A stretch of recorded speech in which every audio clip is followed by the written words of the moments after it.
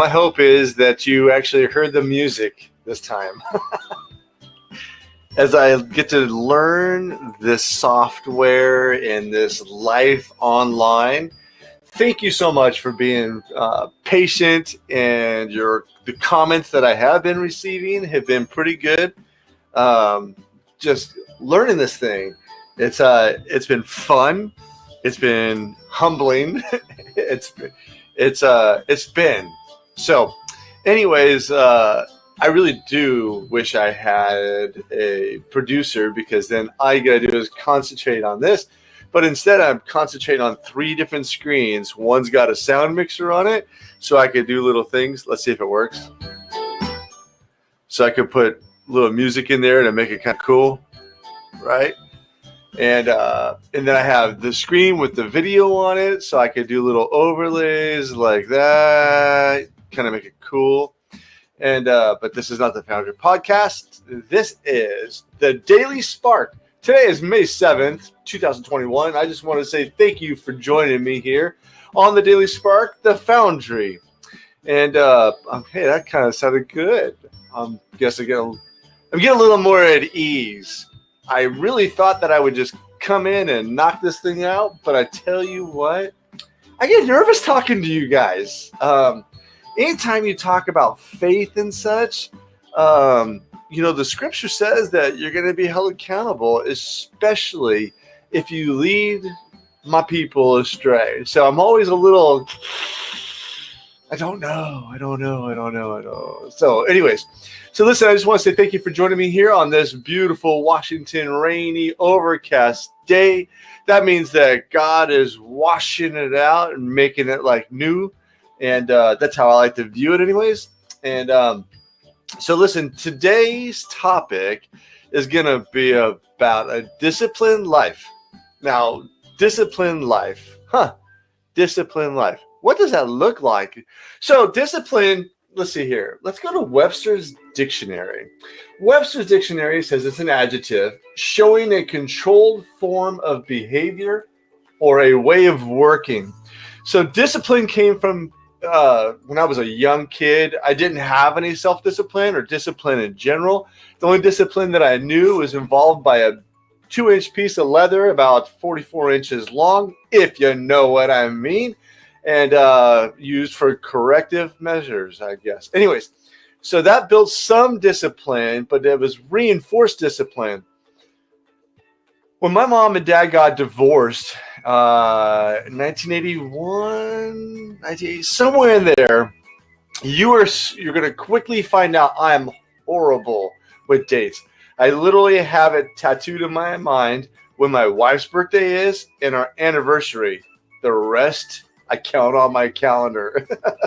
So, anyways, when I was very young, my mom and dad got divorced, and I was getting into fistfights every single day. In the second grade, I got suspended so many times that I finished out my school year. And I remember Mrs. Thomas and my 3rd grade teacher telling another teacher, she told me this years later, she was hoping and praying that she didn't get Russ Weaver or Rusty. Oh, I hate that name, in her class. And it didn't matter, because out of 220 school days, I think there is, or something like that, I was gone for almost half because of brawling. Stupid. And so in counseling, the counselor told my mom, put your son in martial arts. My mom was like, what? And I loved Bruce Lee. I was an original Bruce Lee kid. I would walk around and be like, I would practice the noises. I had nunchucks, the whole works, even though I didn't know how to use them. They're made out of bamboo. Some of you probably did that. Got a piece of bamboo, cut it up, put a screw in it through the top of the hole, and just, and then dunk. You know what I mean? But anyway, I digress. So my mom went crazy on my counselor, and I'm trying to make this quick. And my counselor said, trust me, put him in martial arts. It's going to teach him self-discipline. So I'll never forget Mr. Robinson's Taekwondo. The first time I was there, I was so happy. I remember he taught me how to do a forward punch, and he taught me how to key up. right? Ki Up, get it right. Taekwondo.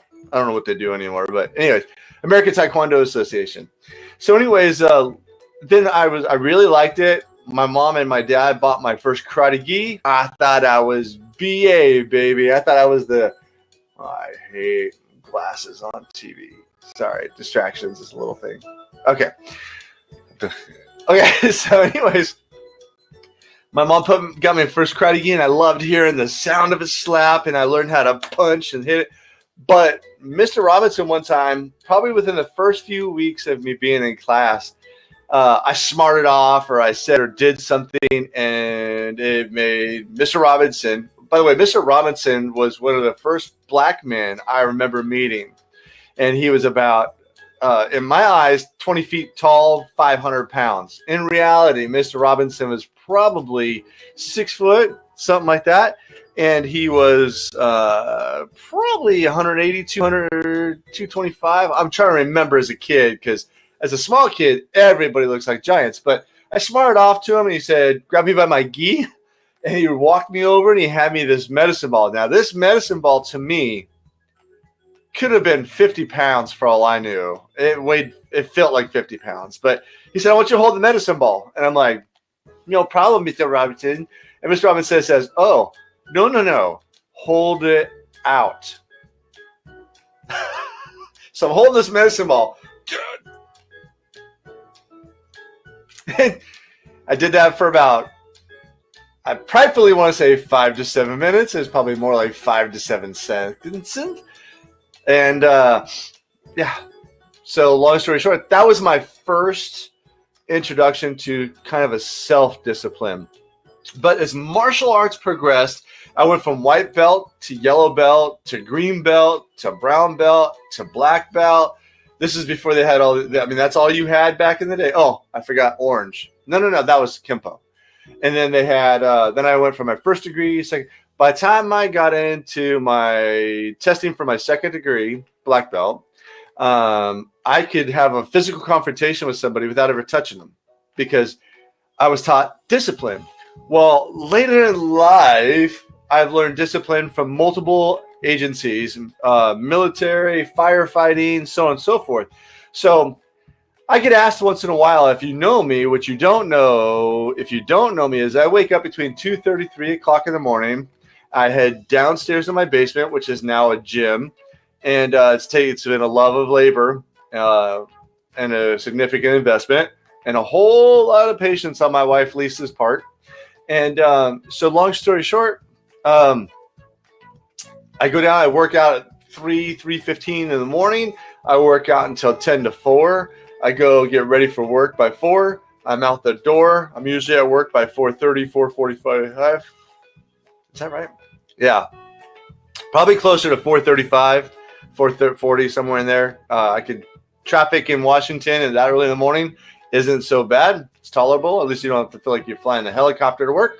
So anyways, I go to work. I do my job. I read scripture.